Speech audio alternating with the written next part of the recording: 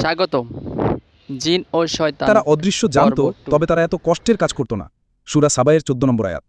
তাহলে দাদা, যারা আজ বলে জিন দিয়ে সব জানে বা জিন হাজির করে, তারা কি মিথ্যাবাদী? একদম তাই।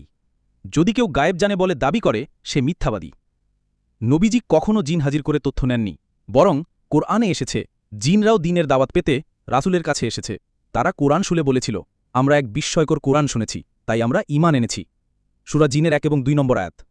তাহলে দাদা, কেউ যদি জিন হাজির করে বলে আমি মুসলিম জিন দেখেছি, সেটা কিভাবে বুঝব? খুব সহজ। জিন হাজির হলেই সূরা ফালাক, নাস, আয়াতুল কুরসি, সূরা বাকারা পড়ো, শয়তান জিন পারাবে। আর যদি সে মুসলিম হয়, তবে কোরআন মনোযোগ দিয়ে শুনবে। রাসূলুল্লাহ সাল্লাল্লাহু আলাইহি ওয়াসাল্লাম বলেছেন, যে ঘরে সূরা বাকারা পড়া হয়, সে ঘর থেকে শয়তান পালিয়ে যায়। মুসলিম। জিন আছে, তারা আল্লাহর সৃষ্টি, কিন্তু গায়েব জানে না। জিন হাজির করা, গায়েব জানা, বোতলে ভরা, সবই মানুষের মনের ভয় আর কিছু মিথ্যাবাদীর ব্যবসা। কোরআনই আমাদের জন্য রক্ষা কবচ। যে আল্লাহর ওপর ভরসা রাখে, তার কোনো জাদু বা জিনের ভয় নেই। সত্যিকারের ইলম কোরআন ও হাদিসেই আছে। জিন হাজির করে কিচ্ছু জানার দরকার নেই। কোরআন, আয়াতুল কুরসি, সূরা ফালাক, নাস আমাদের সুরক্ষা। সম্পূর্ণ ভিডিওটি দেখার জন্য আপনাদেরকে ধন্যবাদ।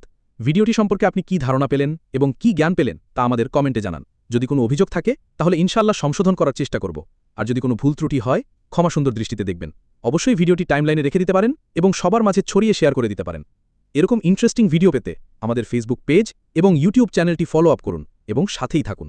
আমাদের ইউটিউব চ্যানেলের লিঙ্ক পেতে হলে ARK TVSK লিখে সার্চ দিলেই আমাদের ইউটিউব চ্যানেল আসবে এবং ফেসবুক পেজটি ইব্রাহিম বিন করিম মানবিক কণ্ঠস্বর ARK TVSK। ধন্যবাদ।